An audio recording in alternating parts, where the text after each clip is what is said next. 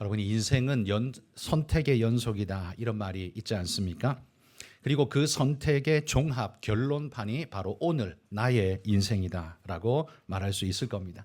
사실 우리는 환경과 여건 때문에 내가 이렇게 어렵다, 힘들다, 떠밀려 왔다라는 불평을 하기도 하지만, 사실 환경과 여건이 우리에게 분명히 영향을 미치는 건 확실합니다만, 그러나 그런 외적인 요소들보다 결국 그런 환경, 그런 여건, 그런 상황 속에서 내가 선택한 그 선택들이 결국 오늘 나를 만들고 형성해 왔다라는 사실은 부인할 수 없을 겁니다.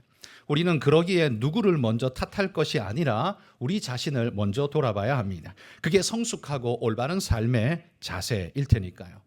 그리고 혹자는 이렇게 말합니다.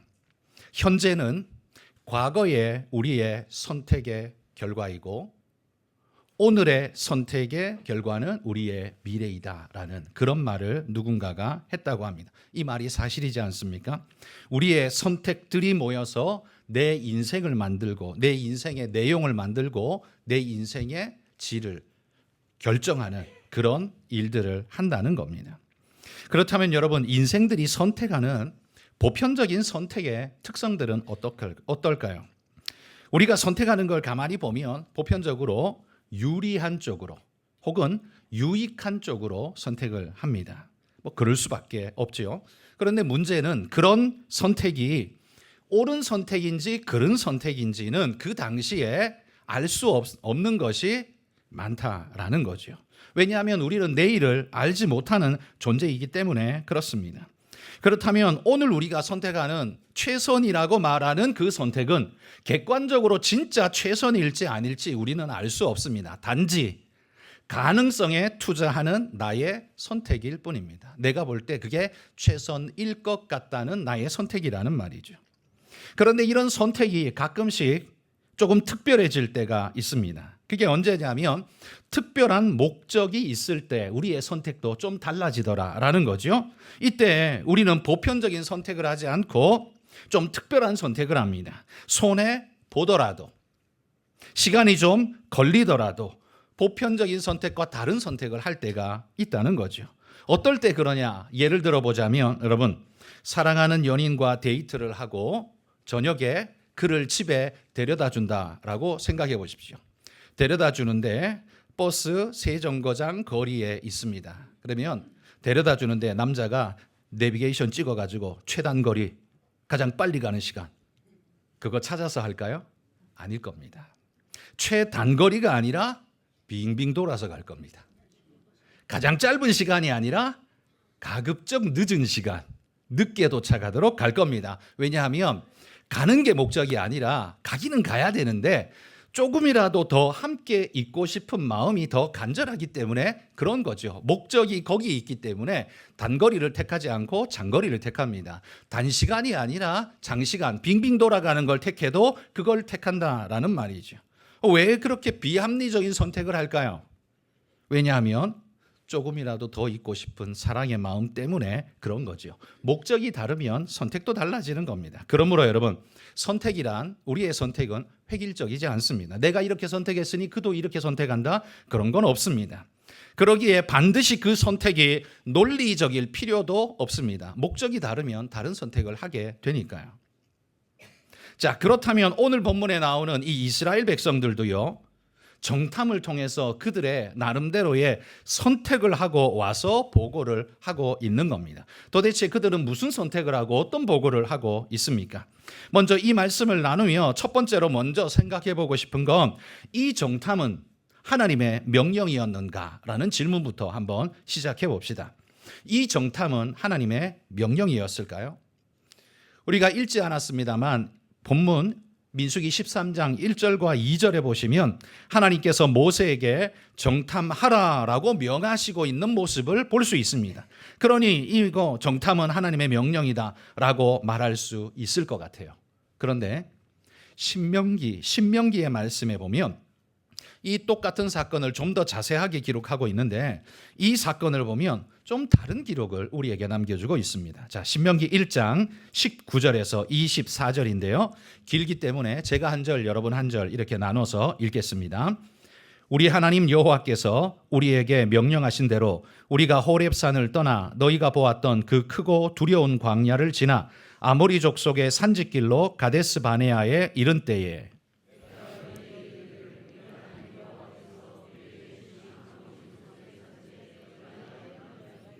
너희의 하나님 여호와께서 이 땅을 너희 앞에 두셨은즉 너희 조상의 하나님 여호와께서 너희에게 이르신 대로 올라가서 차지하라. 두려워하지 말라. 주저하지 말라 한즉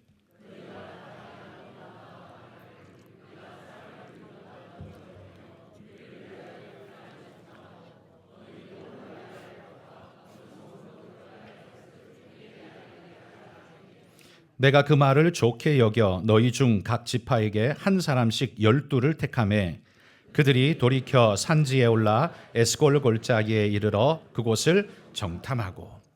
여러분도 잘 알다시피 여러분 신명기라는 책은 모세가 광야에 40년을 다 돌고 난 다음에 가나안을 목전에 두고서 쓴 책이 신명기였습니다. 왜 이 책을 써야만 했었냐 하면 모세는 가나안 땅에 따라서 들어갈 수가 없었기 때문입니다. 그러니까 지금 시간이 이스라엘과 함께하는 마지막 시간이었기 때문에 40년 동안 그들을 인도하면서 겪었던 모든 일들을 다시금 회상하면서 이 백성이 이제 떠나보내야 되는데 제대로 할지 걱정이 되는 겁니다.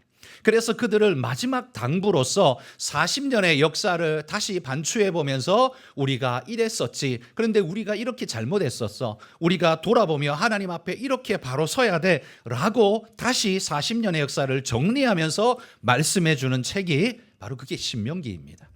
그러니까 광야의 40년을 돌 수밖에 없었던 이유가 된 이 사건도 신명기에 분명히 기록하고 있죠.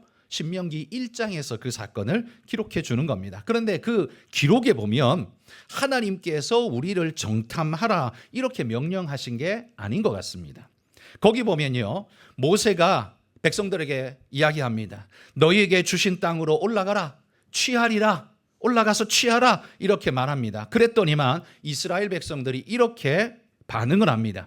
우리가 올라가기는 올라갈 겁니다. 그런데 지금 이 백성을 한꺼번에 다 어디로 올라가야 될지 잘 모르니까 먼저 정탐꾼을 꾸려서 어디로 어느 길로 올라가야 할지, 어느 성읍으로 들어가야 그것이 합당한 길일지 먼저 정탐한 다음에 길을 찾아서 그 다음에 백성들을 데리고 갑시다 이렇게 제안을 했다는 말이죠. 그러니까 정탐은 하나님의 명령이기보다 백성들의 선택이었다는 말이에요. 자, 그러자 이 이야기를 하자 모세가 그 말을 듣고 좋게 여기니라 이렇게 말합니다. 옳다, 그래, 그 말도 일리가 있구나, 그렇게 그러면 해보자 라고 모세가 동의를 했다라는 말이에요. 나쁘지 않은 제안이었거든요. 그래서 각 지파에서 대표를 세워서 40일간 정탐하게 만듭니다. 이때 뽑은 사람들이 누구냐? 그게 오늘 민수기 13장 4절부터 15절에 나오는 그 12명의 명단이 바로 그 사람들이죠. 이들 정탐꾼들은요, 그냥 아스팔트 길을 편안하게 이렇게 둘러보고 오는 하룻길 길이 아닙니다. 하룻길 길이 아니라 산을 넘어 들을 지나 계곡을 건너 강을 넘어 그렇게 지나다니며 각 마을마다 성읍마다 속속들이 돌아봐야 하는 그런 역할을 해야 했기 때문에 일단 체력이 좋아야 합니다. 40일을 돌아다녀야 되는데 그게 평지가 아니라 산으로 올라갔다가 계곡으로 내려갔다가 이 일을 계속 반복해야 되니까 체력이 얼마나 중요했겠습니까? 그러니까 체력이 좋은 젊은 사람들을 중심으로 꾸렸을 겁니다. 그런데 체력만 좋다고 하면 20대 초반에 팔팔한 사람을 보내면 되겠지만 20대 초반에 팔팔한 사람을 보내면 40일 동안 정탐은 할 수 있지만 그들이 본 것에 대한 정세 판단을 할 수는 없겠지요. 아직 원숙되지 못하니까. 분별할 수 있는 분별력이 떨어질 테니까. 그러니까 정세를 판단할 수 있는 성숙도가 그들에게 필요했던 겁니다. 그래서 그뿐만 아니라 그 각 지파에서 한 명씩 뽑혀가는 대표자였기 때문에 너무 어린 철부지에 이런 사람은 보낼 수가 없고, 그래서 제가 볼 때는 30대 혹은 40대의 젊은 사람들 중에 정세 판단이 가능한 경험치가 있는 그런 성숙된 사람들을 뽑아서 12명을 추렸던 것 같습니다. 여러분 이스라엘 백성이 200만 명인데 그중에 12명이라면 이건 정예 중에 정예 멤버를 뽑았다라고 말할 수 있겠죠. 이렇게 12명을 뽑아서 정탐꾼으로 보내게 됩니다. 그들이 대표의 자격 어깨에 무거운 짐을 지고 정탐하러 갔다가 40일 후에 돌아와서 한 보고가 무엇이었냐 하면 오늘 본문 31절에 보시면 그들이 이렇게 말해요. 그들은 우리보다 강합니다. 33절에 보시면 우리는 스스로 보기에도 메뚜기 같았습니다. 초라하기 그지없다라는 거죠. 너무 강하고 우리는 너무 초라하고 그러니 올라가면 다 죽을 수밖에 없습니다 라는 보고를 한 겁니다. 여러분 아까 신명기에서 그들이 정탐을 제안하면서 왜 정탐 가야 하는지 이유를 그들이 말했죠. 어디로 올라가야 할지, 진입로, 어느 성읍으로 들어가야 맞을지, 공격의 첫 번째 타겟 어디로 잡아야 할지 길을 잡는 게 그들의 정탐의 목적이었습니다. 그런데 지금 그들은 길을 잡으러 올라갔다가 뭘 가지고 왔냐? 최악의 결과를 가지고 돌아왔습니다. 방법을 찾으러 갔다가 절망을 가지고 내려오게 되었다라는 이야기예요. 자, 그러면 여러분 여기서 또 하나의 질문. 모세는 왜 이런 정탐에 동의했을까요? 이렇게 낙심하고 이럴 것 같으면 그냥 아예 초장에 그냥 다 같이 올라가자 했으면 낫지 않았을까요? 그러나 여러분 정탐 자체는 문제가 아니었습니다. 정탐은 문제될 게 없었습니다. 모세도 동의했고 그 말을 좋게 여겨 이렇게 표현하지 않습니까? 그러나 그들은요 이 말씀의 성취의 방법을 가지고 오겠다라고 갔다가 뭘 가지고 왔어요? 방법을 가져온 게 아니라 두려움을 가지고 왔어요. 올라가야 할 이유가 아니라 포기해야 할 이유만 잔뜩 가지고 왔습니다. 이건 모세가 동의한 게 아니었습니다. 모세가 전혀 기대하지도 않았던 결과를 지금 가지고 온 거지요. 문제는요, 정탐을 간 게 문제가 아니라 정탐을 왜 갔는지를 잃어버린 거죠. 가서 두려움에 사로잡히고 나니까 자신들이 왜 정탐 왔는지의 목적을 상실해 버린 겁니다. 여러분, 목적을 상실한 모든 행위는 결국 잘못된 결과로 귀결될 수밖에 없습니다. 여러분 60분의 1 법칙이라고 들어보신 적 있으십니까? 60분의 1. 이게 항공역학의 기본 법칙이라고 합니다. 조종사가 비행 중에 항로가 얼마나 벗어났는지를 계산할 때 사용하는 공식이라고 합니다. 비행기가요 정각도로 정확하게 날아가야 되는데 거기에서 계산을 좀 잘못해서 1도만 틀어지게 잘못 각도를 잡으면 결과가 어떻게 되냐면 60분의 1만큼 틀어진대요. 그러니까 가는 거리가 60이라 치면 비껴나간 거리가 1만큼 비껴나가게 된다라는 그 이야기입니다. 그래서 60분의 1 법칙이라고 부른다고 해요. 예를 들어보면 뉴욕에서 서울까지 오는 비행기가 있습니다. 뉴욕에서 서울까지가 얼마냐 하면 6,000해리의 거리라고 합니다. 6,000해리. 근데 6,000해리의 거리를 만약에 비행기가 조종사가 잘못 실수해서 1도만 잘못 잡았다면 그러면 몇 해리만큼 삐뚤어지게 도착지에서 얼마만큼 삐뚤어지게 도착하게 되냐? 6,000 나누기 60을 해보십시오. 100이 남죠. 100해리만큼 삐뚤어지게 도착하는 겁니다. 1해리가 1.852km라고 합니다. 그럼 100해리면 얼마요? 185km나 엉뚱한데 떨어지게 된다는 겁니다. 185km. 별것 아닌 것 같을지 모르지만 이렇게 한번 생각해 보십시오. 뉴욕에서 인천공항 서울로 왔는데 1도를 틀어지는 바람에 처음에 출발할 때요 1도가 틀어지면 이게 잘못된지도 아마 모를 겁니다. 1도라는 건 느껴질 만한 각도가 아니니까요. 근데 결과적으로 도착하는데 185km만큼 북쪽에 떨어졌다고 생각해 보십시오. 그 동네가 어디입니까? 거기 평양도요. 평양이 서울에서 195km 떨어져 있대요. 그러면 평양의 10km 앞에 떨어지게 되는 거잖아요. 그러니까 평양에 올라간 것과 마찬가지입니다. 우리 뉴욕에서 서울 간다고 비행기를 탔는데요. 누구도 체감하지 못한 단 1도가 삐뚤어졌는데 나를 어디다 내려주냐? 평양에 내려주는 거예요. 지옥이죠. 인생 끝나는 거 아닙니까?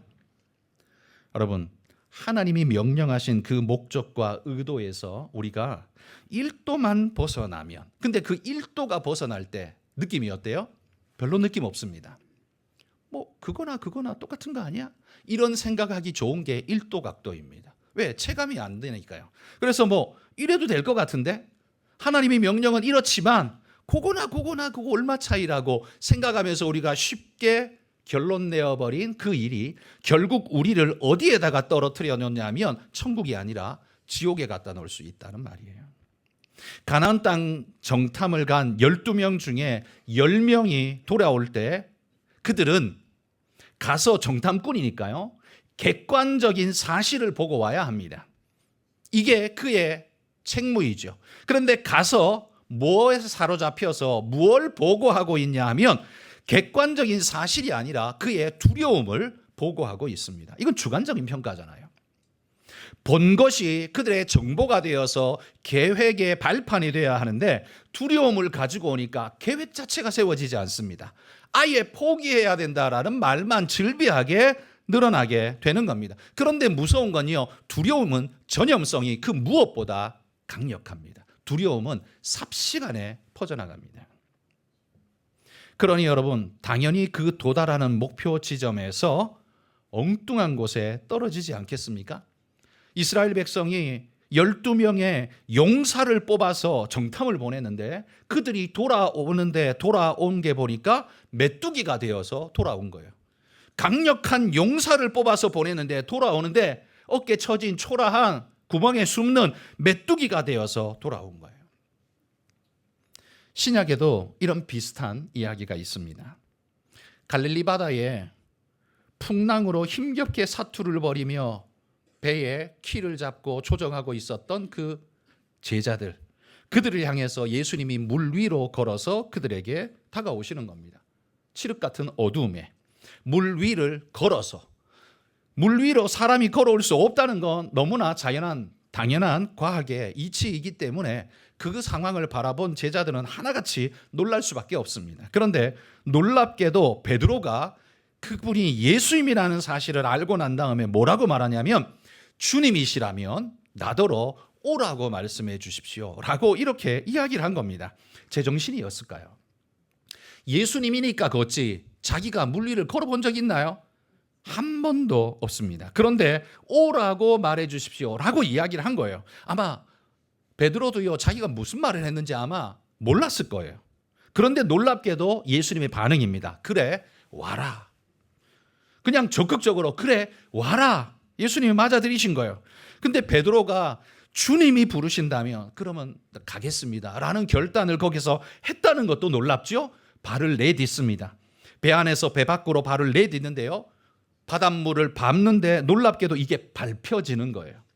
한 발짝 두 발짝 걷는데 이게 밟혀지는 겁니다. 절대 일어날 수 없는 일이 일어난 거죠. 얼마나 흥분되고 기뻤을까요? 한편에서는 두려운데 또 한편에서는 굉장히 흥분된 그런 마음이었을 겁니다. 그런데 문제는요, 사탄이 이거 가만둘 리가 없는 겁니다. 그래서 사탄이 그 순간 바람을 크게 일으켜서 휑하니 불어제낀 겁니다. 그러면 파도가 거기에 맞춰서 철썩철썩하면서 두렵게 일어날 때 예수님 바라보던 그 베드로의 시선은 예수님이 아니라 파도에로, 바람에로 뚝 떨어지는 순간 어떻게 되었습니까?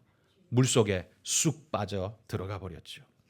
그때 예수님이 얼른 오셔서 물에 빠진 베드로의 손을 붙잡고 일으키시면서 이렇게 말씀하셨습니다. 믿음이 적은 자여, 왜 의심하였느냐? 여러분, 예수님의 이 말씀을 우리는 주목해야 합니다. 믿음이 적은 자여, 왜 의심하였느냐? 꾸중이죠. 여러분, 예수님의 이 꾸중은 오늘 정탐꾼들이 들어야만 할 그런 꾸중입니다. 뿐만 아니라 오늘을 사는 우리가 들어야 할 꾸중 아닙니까? 그런데 이 꾸중을 우리가 눈여겨봐야 하는 것이 예수님의 말씀이에요. 예수님은요, 무능한 자여, 왜 실력이 없느냐? 이렇게 말씀하지 않았다는 거예요. 가난한 자여, 왜 돈이 없느냐? 하나님 이렇게 추궁하지 않았어요. 그건 예수님이 우리를 추궁하는 방식이 아니었습니다. 예수님은 뭘 물었어요? 믿음이 없는 자여, 왜 의심하였느냐? 베드로가 물리를 못 걷는다는 거 그 자명한 일 아닙니까? 베드로에게는 물리를 걸 능력이 없습니다. 그러니 못 걷는 것 당연합니다. 그런 그에게 예수님이 무능한 자여라고 절대 말씀하지 않으십니다. 그 대신 믿음이 없는 자여라고 지금 말씀하고 있다는 사실을 주목해야 합니다. 여러분, 하나님은요, 우리를 통해서 당신의 역사를 이루실 때 우리의 에너지와 우리의 능력을 통해서 당신의 일을 이루지 않습니다. 만약에 그런 식으로 일을 해야 된다면 홍해 가르는 거 절대 불가능하고요. 여리고성 무너뜨리는 거 절대 불가능하고 바로를 이기는 거 절대 불가능한 일 아닙니까? 아무것도 못할 일이에요. 그러나 여러분, 성경에 보십시오. 창세기부터 계시록까지 나오는 하나님의 역사는 공통적인데 우리의 능력을 사용하는 게 아니라 우리의 믿음을 사용해서 당신의 능력을 뿜어내시는 게 그게 하나님의 역사라는 사실입니다. 하나님이 역사하실 능력은 충분합니다. 하나님은 홍해만 가르는 정도가 아니라 태평양을 갈라도 가르실 수 있는 분, 그분이 하나님 아닙니까? 그러나 가만히 있는 태평양을 하나님이 함부로 가르진 않습니다. 단지 뭐가 필요할 때 하나님의 뜻이 있고 거기 쓰임받는 믿음의 사람의 믿음을 통할 때 하나님이 그 역사 이루십니다. 자, 홍해 앞에서도 하나님이 모세에게 이런 말씀하셨습니다. 출애굽기 14장 13절 읽어봅시다. 모세가 백성에게 이르되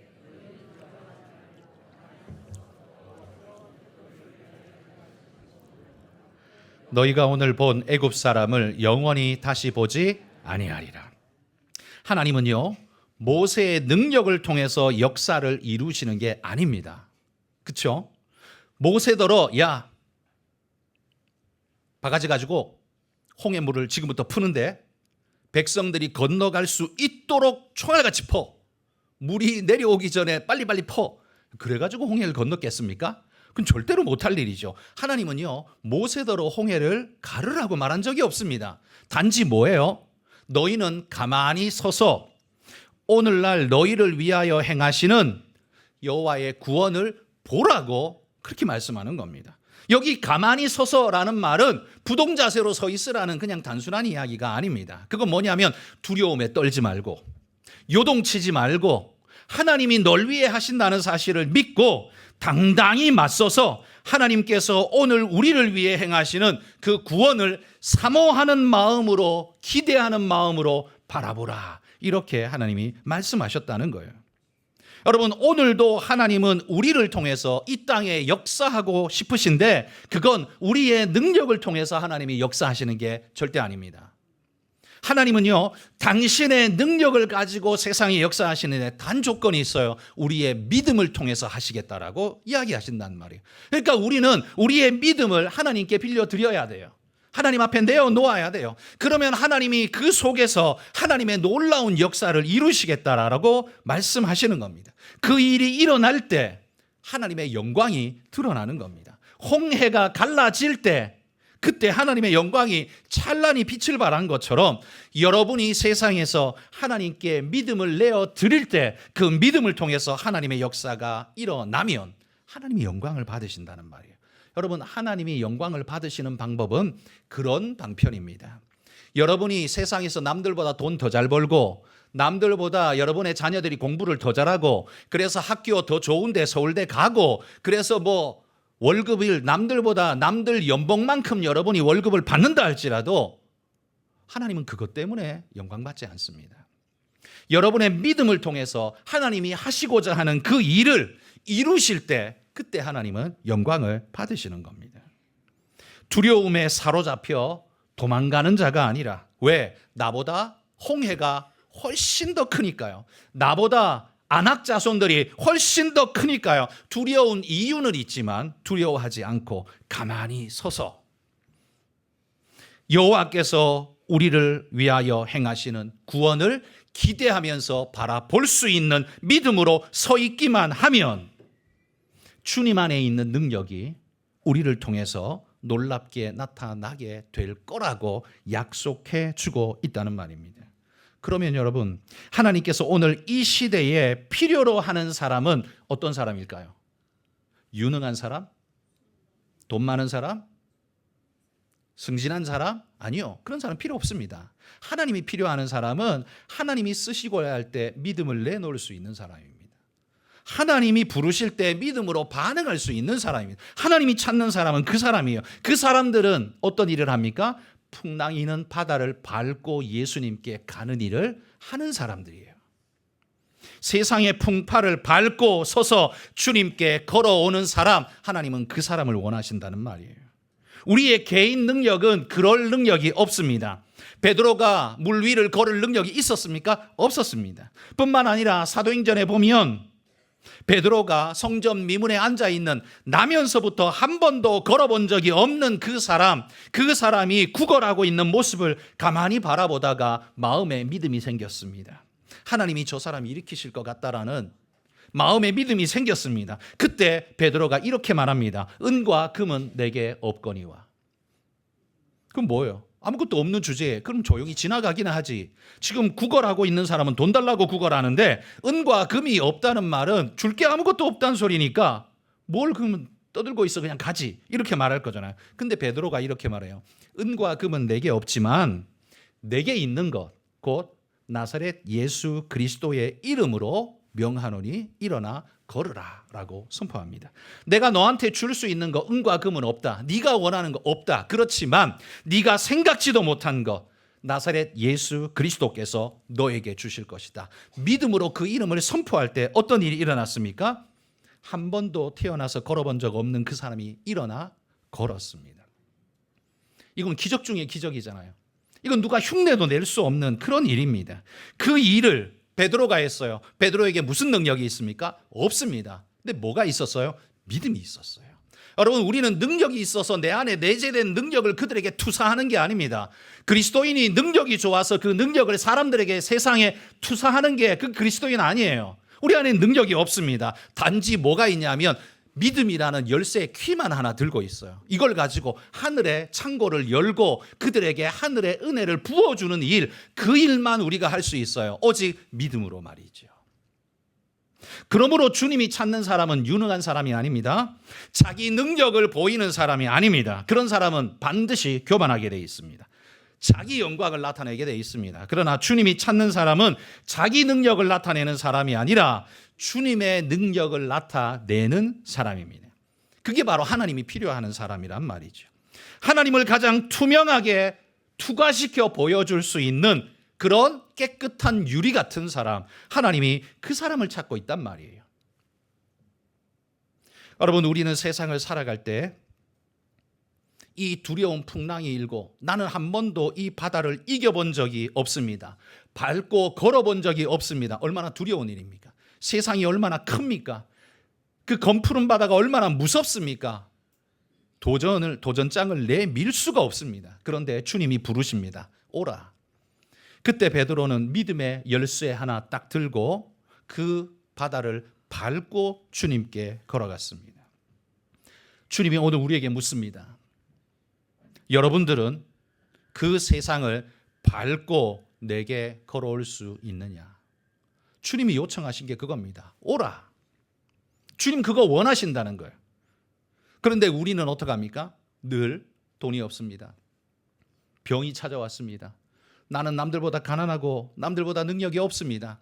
나보다 훨씬 똑똑한 사람이 훨씬 많습니다. 그런 말들 속에서 안악자손들, 성읍 이야기, 그런 이야기들 속에 자신이 메뚜기같이 초라하니까 선택이 뭐예요? 그래서 결국 바닷속에 빠져들어가게 되는 겁니다.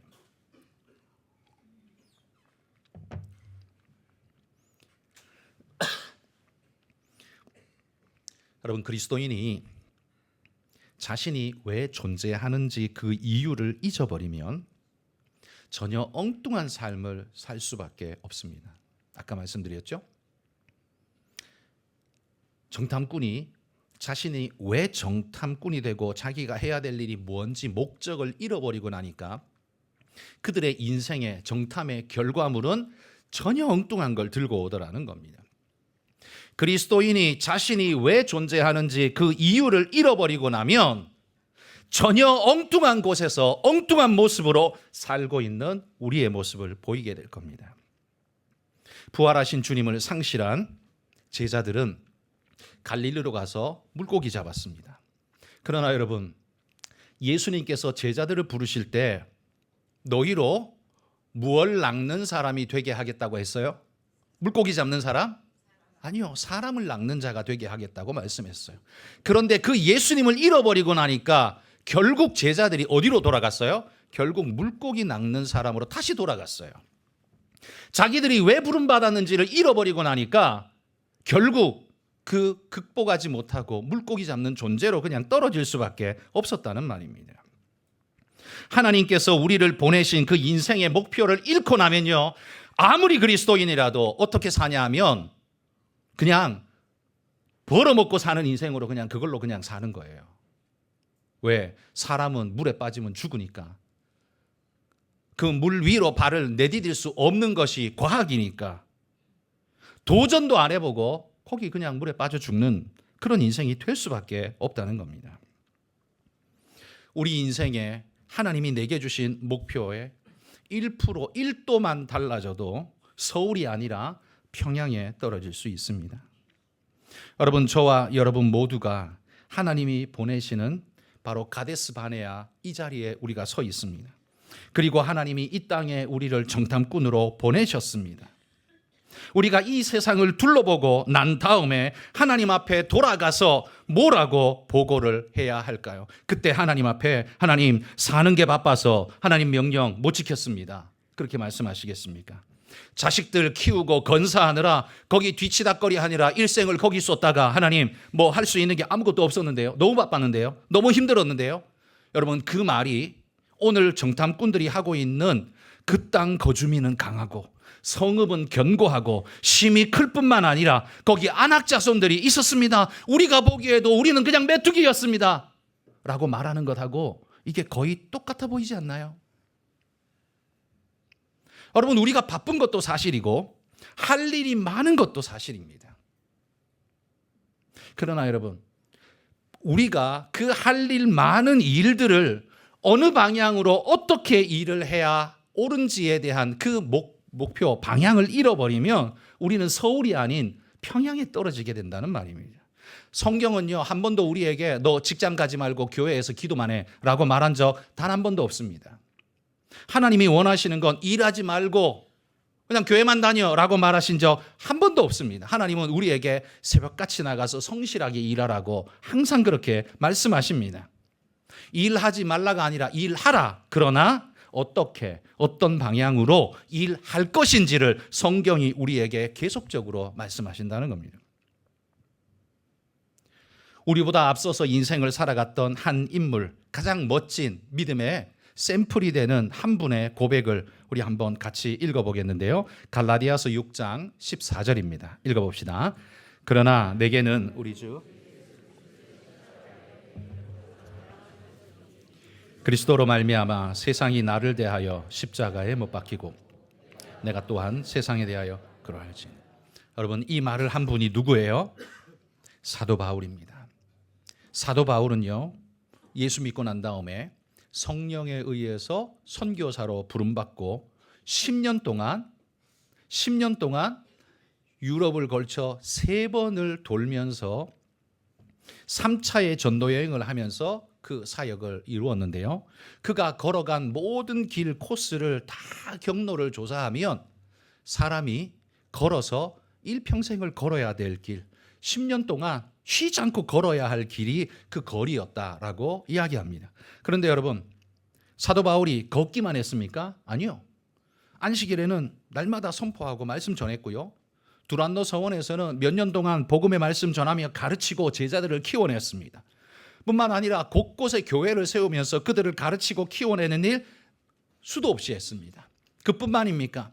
40에 하나 감암매를 5번이나 맞고 파선당하고 죽을 위기를 몇 번 겪고 그 다음에 옥에 갇히기를 몇 번씩 하고 그 많은 일들, 그 고통들을 다 겪으면서도 10년 동안 3차의 전도 여행을 완벽하게 마무리했습니다.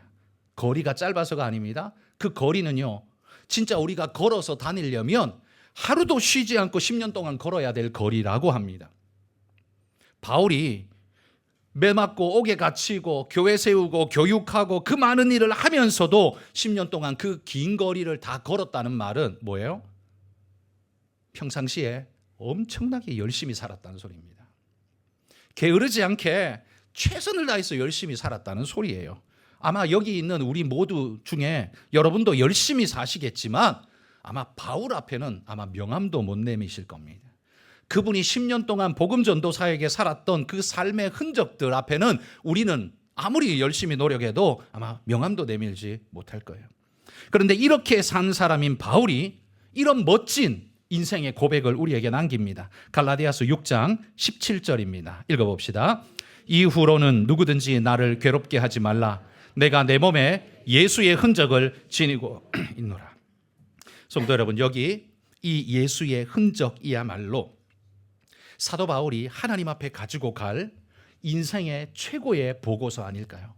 정탐꾼이 40일 동안 정탐하고 와서 보고한 것이, 기껏 보고한 것이 메뚜기 보고나 했는데, 사도 바울은 그의 인생 전체를 하나님 앞에 드리고 하나님 앞에 가서 보고하는 보고가 말이 아니라 자기 몸에 새겨져 있는 예수의 흔적, 그거였습니다. 여러분, 그 예수의 흔적이 뭔 줄 아십니까? 고문의 흔적입니다. 고통의 흔적이에요. 그가 하나님 앞에 천국에 갔을 때 하나님이 그를 안으시며 어떤 느낌이셨을까요? 그 안고 등을 다독이시는데 등이 매끈하고 평평해야 되는데 그게 아니야. 울퉁불퉁해. 왜일까요? 채찍에 맞고 매를 맞아서 그냥 등짝이 박고랑처럼 돼버린 겁니다.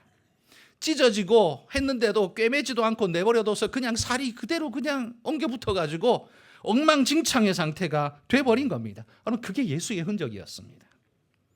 여러분, 예수님이 그 바울을 보면서 야, 너 이제 보고해봐. 도대체 뭐 했어?